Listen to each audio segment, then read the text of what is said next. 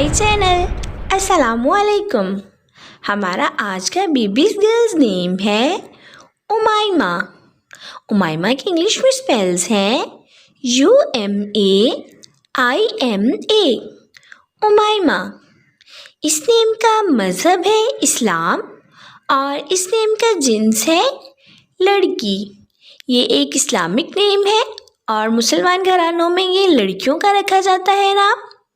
उमाइमा इस नेम के मायने हैं रहनुमाई करने वाली, हिदायत देने वाली। उमाइमा।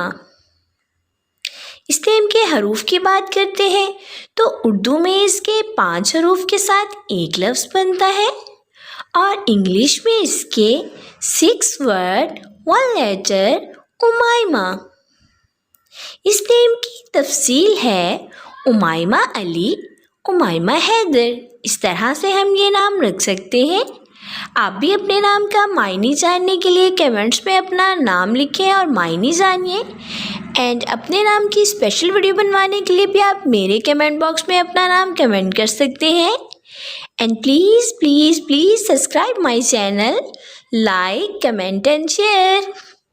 ओके डियर्स, फिर मिलेंगे न्यू नेम न्यू वीडियो के साथ। अपना ख्याल रखिएगा, दुआओं में याद रखिएगा। अल्लाह हाफिज़।